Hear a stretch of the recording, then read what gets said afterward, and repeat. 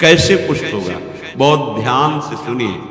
यदि आप किसी परिस्त्री गमन, बहुत शास्त्रों में बार बार आता है तो आप मान लीजिएगा, अगर आप परिस्त्री गमन करते हैं तो फिर केवल बातें बना लीजिए, बात समझ में नहीं आएगी आपको, ये अध्यात्म समझ में नहीं आएगा, ऐसे उड़ जाएगा, पकड़ में ही नहीं आएगा।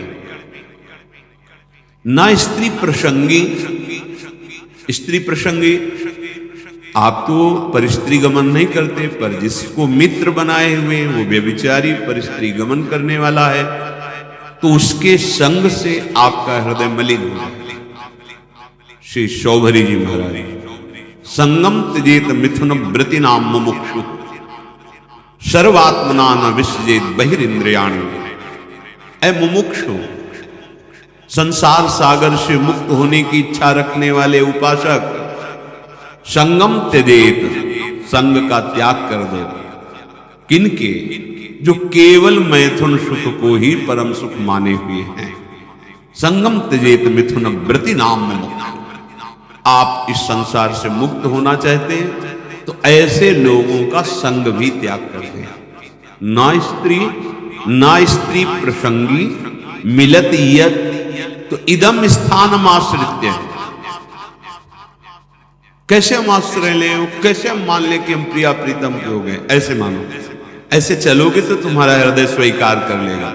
तुम अगर गंदे आचरण करोगे तो केवल बातें रहेंगी, हृदय स्वीकृत नहीं होगा प्रिया प्रीतम के चरणारविंद की शरणागति से, तो फिर निर्भय निश्चिंतता निशोकता आ ही नहीं सकती।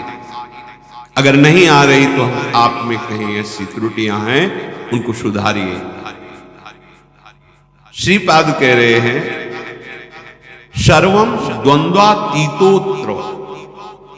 ये जो प्रिया प्रीतम के चरणारविंद की निश्चिंत बेपरवाह करने वाली स्थिति है, ये आती है द्वंद्वातीत होने पर। द्वंद्व, शत्रु मित्र, मान अपमान, निंदा स्तुति, हर्ष शोक, जय पराजय, ये सब द्वंद्व के अंतर्गत आते हैं, जन्म मृत्यु आदि। अगर आप श्री वृंदावन का आश्रय लेकर ये सावधानी करते हैं कि अपने चित्त से चिंतन राधा राधा राधा, कोई पद गाए, वृंदावन की परिक्रमा का चिंतन, यमुना जी का चिंतन, सत्संग का चिंतन, रसिकों का चिंतन, यहाँ की किसी एक लता को अपने नेत्र में बैठा लो, रोज उसको प्रणाम करो, मन से आलिंगन करो, दर्शन करो, कहीं भी हो, एक लता आपको प्रिया प्रीतम की प्राप्ति करा देगी। वृंदावन की लता सम कोटि कल्प तरुणाई। बड़े भाव, अहो भाव, बात मान लो, बस सच्ची बताना। आपका चित्त संसार का चिंतन करता है या प्रभु का? सच्ची बताना। अपने तो घर के ऐसे, उनका संसार का, तो हम कहा हम खोपड़ी के बल खड़े होकर समझाए तो भी समझ में नहीं आएगा। क्यों नहीं समझ में आएगा? चित्त का चिंतन संसार का हो रहा है तो भगवान को कैसे जान जाओगे?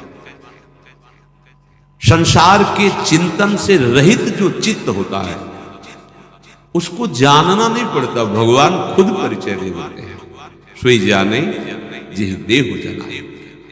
भगवान क्या है, भगवान कैसे है, भगवान का कैसा ये संसार रूप है, भगवान की कैसी दिव्य लीला है, ये सब स्वयं जगत गुरु भगवान आपके हृदय में बता देंगे। आपका कार्य है एकमात्र भगवान की आज्ञा पालन करना। भगवान की आज्ञा है मेरा अनन्य चिंतन तुम करो और बेपरवाह हो। जो तुम्हें कर्तव्य कर्म मिला उसे करो और मेरा नाम जप करो, अनन्य चिंतन करो। मैं योगक्षेम देख लूंगा, मैं तुम्हें संसार समुद्र से पार कर दूंगा, मैं तुम्हारे सारे पाप नष्ट कर दूं। ये भगवान के वचन है। आप ऐसे वृंदावन की एक लता का चिंतन करने से भगवत प्राप्ति हो जाएगी। आप करो, देखो तो।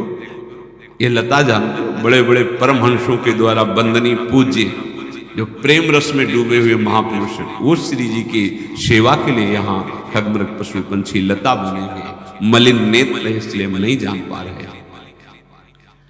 द्वंद्वातीतोत्र, बिना द्वंद्वातीत स्थिति हुए आप प्रभु के आनंद को नहीं प्राप्त हो सकते। अनुकूल मिला तो हर्षित हो गए, प्रतिकूल हुआ तो शोकित हो गए, जय हुई तो ढोल बज रहे, पराजय हुई तो निराश हो, एक वही स्थिति है। भगवदानंद जानने के लिए पहले द्वंद्वातीत होना अनिवार्य है। निर्द्वंदो भवति, भगवत चिंतन परायण अंतःकरण में ही ये भागवतिक तत्व का अनुभव होता है। जैसे निर्मल जल, शांत जल तो नीचे की वस्तु दिखाई देती है, ऐसे ही जो आत्म तत्व से प्रकाशित हो रहा है अंतःकरण, उसी के बल से आप वहां तक दृष्टि पहुंच जाएगी जो अपना स्वरूप है, जो मैं है। अध्यात्म को बातों से नहीं जाना जाता, निरंतर चित्त की स्थिति को जहां जानना वहां लगाना। संसार से चित्त हटाए बिना प्रभु को जान नहीं सकते, पक्की बात। फिर जानना नहीं पड़ेगा, वो तुम्हारे हृदय में बैठे मिलेंगे। जा ही न चाही कबूल, क्योंकि चाह ही चिंतन कराती है संसार का। जब कोई चाह ही नहीं, चिंतन ही नहीं संसार का, न सोचती न कांक्षती, तो ब्रह्मभूता ब्रह्मभूत हो गए। प्रसन्नात्मा, अखंड प्रसन्नता जागृत हो गई। कंदादि भीर पर वशई कल्पयन देह वृत्ति में, निरपेक्ष भाव से शरीर से भी रहे, इसकी भी कोई परवाह नहीं। चित्त से तभी चिंतन अखंड बनेगा। देह चिंतन, देह के निर्वाह का चिंतन, आराध्य देव का, जो हमें उपासना या कर्म कर्तव्य मिला है उसे दृढ़ता पूर्वक करते हुए भगवत स्मरण परायण, जो मिल जाए भगवत इच्छा से, देह पालन हेतु, वो वस्त्र, वो भोजन, विलासिता का भाव अंदर नहीं होना चाहिए, जैसे प्रभु रखे। तो अत्युज्वल भाव आपके हृदय में प्रकाशित हो जाएगा।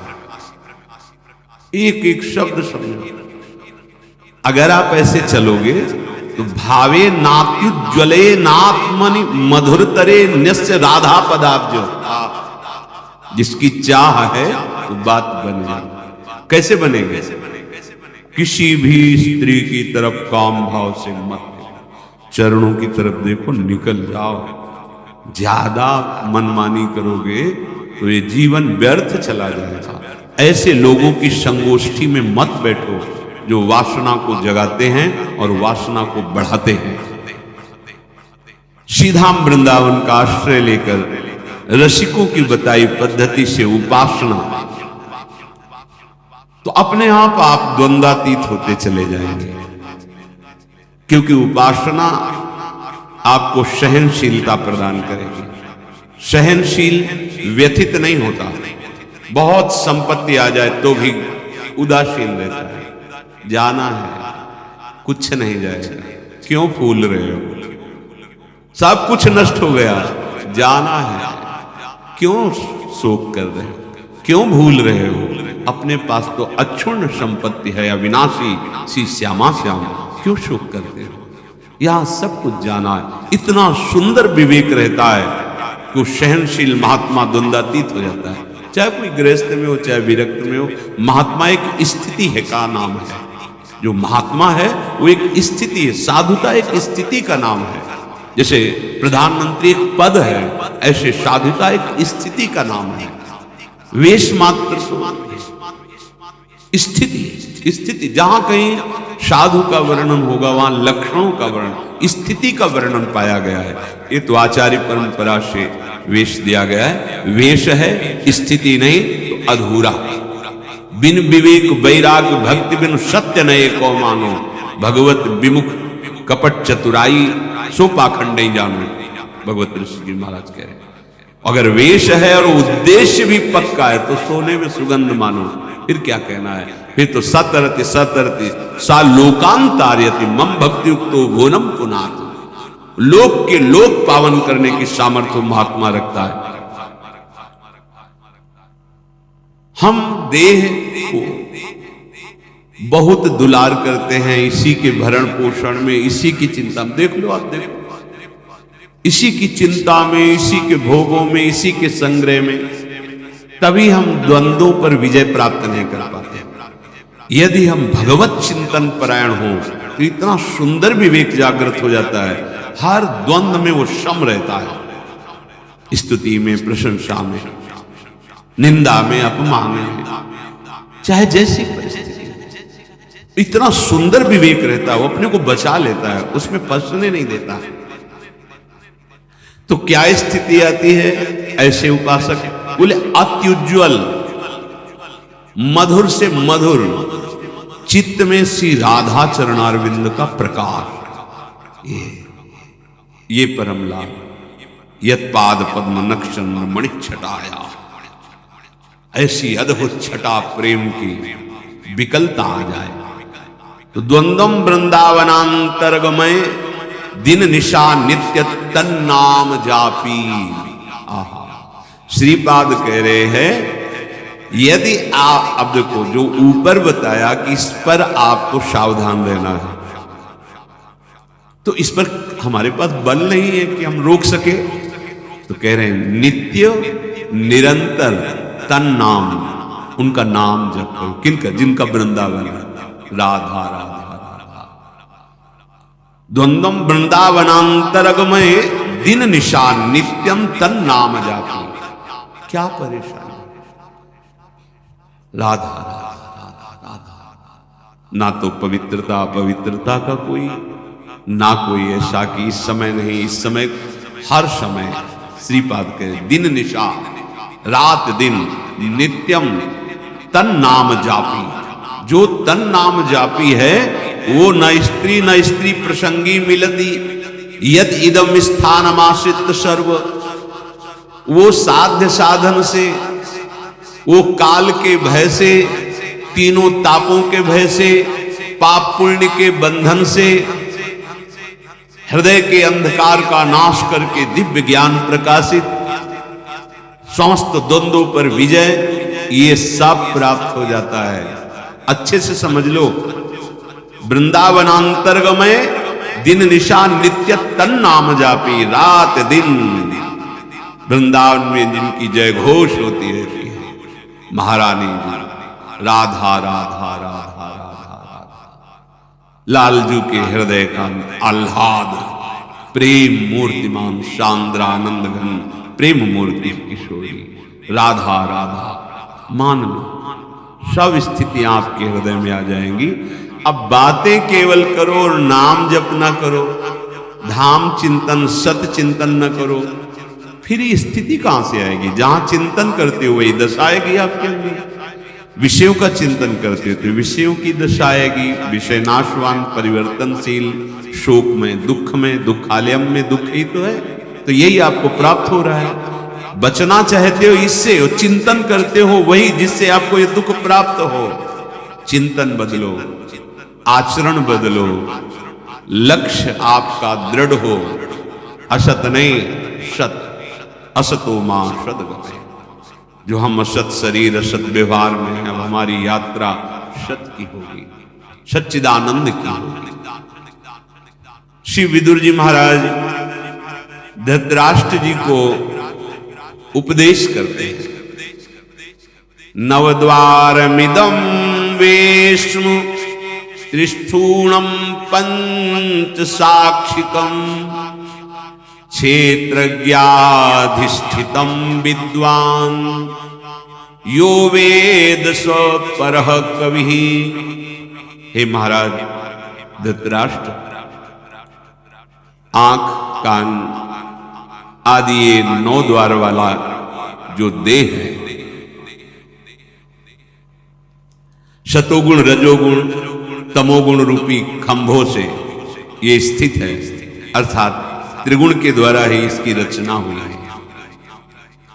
5 ज्ञानेंद्रियां विषयों को भोगने वाली है, परिचय कराने वाली। आत्मा राजा की तरह विराजमान है।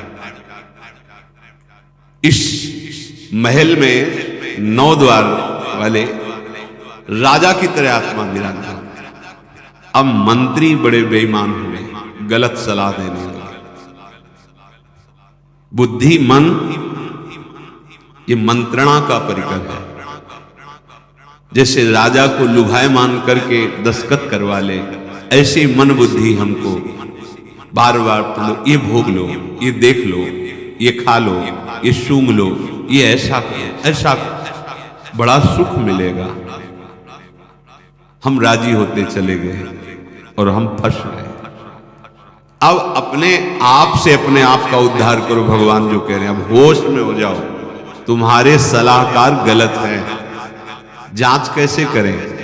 संत सदगुरुदेव की वाणी, शास्त्र वाणी, इससे जांच करो कि हमारे सलाहकार सही सलाह दे रहे हैं या गलत। महाराज, यदि तुम ऐसा नहीं करोगे तो तुम्हारा ये पतन करवा देंगे, तुम्हारी बुद्धि, तुम्हारा मन। वही ज्ञानी है जो तत्व से ये बात जानता है कि शरीर एक घर मात्र है, मैं नहीं हूं। ये इंद्रियां सेवक हैं, ये मैं नहीं हूं। ये मन बुद्धि सलाहकार हैं आपके, आप नहीं हैं। पर आप कभी ऐसा नहीं देखते। आप शरीर को मैं देखते हैं, मन इंद्रियों को मैं में मिला लिए हैं कि मैं खा रहा हूं, मैं देख रहा हूं, मैं भोग रहा हूं, मैं चल रहा हूं। चाहे कर्मेंद्रीय विषय हो, चाहे ज्ञानेंद्रीय विषय हो, चाहे अंतःकरण, आप उसे मैं से लिए हुए हैं। तो वही ज्ञानी है जो इस बात को तत्व से जानता है। विदुर जी महाराज कह रहे हैं, जो कोई भी नशा करेगा, मत्ता, शराब पीना, गांजा पीना आदि आदि जो नशे हैं, नहीं भाई। देखो, भगवान का प्रसाद जिसे कहा जाता है, उस सर्व दुखों का हरण करने वाला, और भगवान का प्रसाद, भगवान का नाम, भगवान का उच्छिष्ट प्रसाद, जो हमारे हृदय के पापों का नाश करके प्रसन्नता प्रदान। प्रसादे सर्व दुखा नाम हा निरस्यो। प्रसाद का मतलब ये नशा नहीं है। जो करते हो हम प्रणाम करते हैं, पर हमारा शास्त्र कहीं ऐसा किसी भी उपासना में किसी भी उपासक को आदेश नहीं करता। सिद्ध पुरुषों की बात अलग है। जैसे भगवान शिव हलाहल जहर पिए, तुम एक बूंद पियो मर जाओगे। एक महात्मा थे, 10 तोला संख्या रोज खाते थे। पूज्यपाद उड़िया बाबा ने सुना उनका, ऐसा कैसे हो सकता है?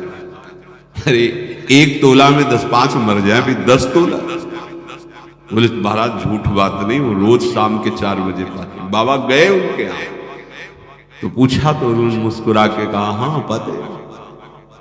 10 तोला संख्या आप कैसे पा जाते हैं?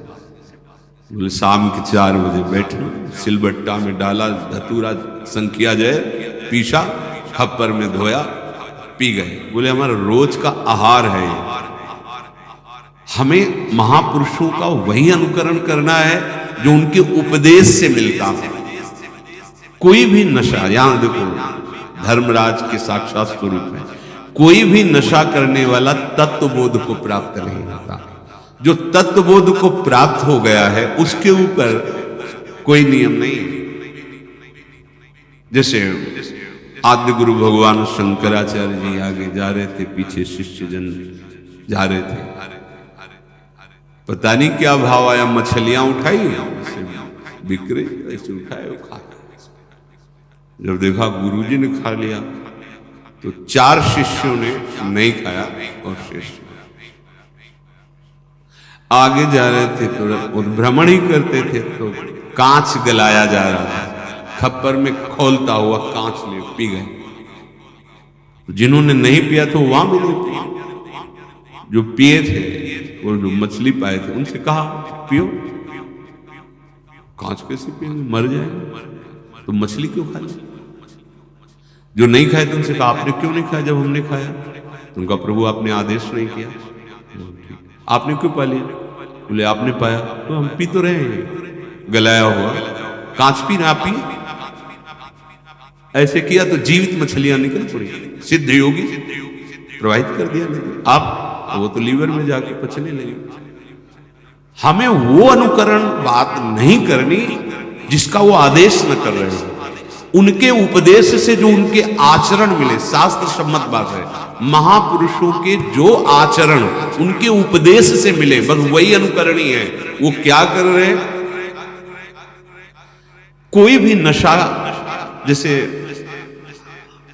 कहते हैं भाई, हमने सुना है ऐसे, फिर ध्यान में अली ब्रह्मलोक पहुंच गए।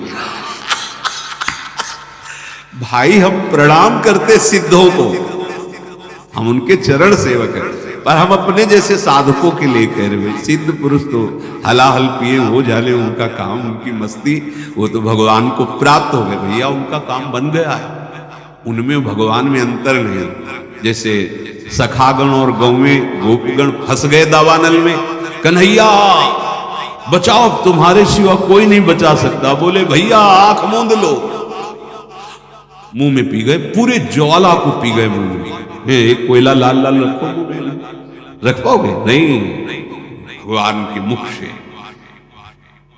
साक्षात अग्नि का प्रादुर्भाव हुआ है। भगवान उसी जगह उसको रोक लो, आओ अपने स्थान पे आ जाओ, भगवान ही तो सर्व रूपों में। तो जो भगवान को प्राप्त महापुरुष हैं, उनमें और भगवान में अंतर नहीं है। ब्रह्मविद ब्रह्मैव। अब उनके ऊपर आप ही ऐसे नहीं कर सकते कि ये खा रहे हैं, बड़े सिद्ध महापुरुष। तो जहां भिक्षा नहीं लेनी चाहिए, वहां से निकले, रोटी बन रही, तो ला रहे रोटी, तो डर गए महाराज जी, अरे ला, इसमें रोटी लिया का, इसमें कहीं वो है जो उन सब है कुछ? ब्रह्मार्पणम ब्रह्म भगवदर्पण। लेकिन वो आचरण हमारे लिए जो आदेश करे वही अनुकरणीय नहीं है। महापुरुष जो आचरण कर रहे हैं, वो आचरण उनके उपदेश से मिलता है कि नहीं? अगर नहीं मिलता तो हम प्रणाम करते हैं, वो हम कर नहीं सकते। कोई भी नशा, साधक को हम सिद्धों के लिए नहीं कहते हैं, कोई भी नशा खा करके आप भगवत तत्व का चिंतन, भगवत बोध नहीं प्राप्त कर सकते। सबसे बड़ी कमी है, आपको उस नशे में सुख लग रहा है, क्योंकि बुद्धि शिथिल होती है, तो आपको लग रहा है बड़ा आनंद आ रहा है। आपको भजन से सिद्धि प्राप्त करना है, भजन से इंद्रियों को शिथिल कर देना है, भजन से मन को निसंकल्प कर देना है, भजन के सिवा कोई चाह नहीं रह जाए। अगर आप 4 बजे भांग पाते हो ना, फिर आप देखिएगा 4 बजे केवल भांगई का ध्यान होगा, सब ध्यान हट जाएगा, लगेगा कि कैसे मिले, कैसे। कोई भी नशा नहीं, भगवत प्राप्ति हमारा लक्ष्य है, इसलिए कोई नशा नहीं। जब तक तन्मयता भजन की, जीवन की सार्थकता क्या रहेगी। और सच्ची बात, जो हमारा मन मलिन है, जब उसे भगवत चिंतन में लगाते हैं तो एक जलन पैदा होती, आग। जैसे आग से स्वर्ण तेजस्वी होता है, मल नष्ट होता है, ऐसे ही मन जो हमारा पतित हो चुका है, वो उच्च अवस्था को पहुंचने के लिए भजन के बल से जब चढ़ता है तो वो निर्मल होता है। उस जो ताप प्रकट होता है, वो पाप को जलाता है, हम सह नहीं पाते। नहीं, मना कर।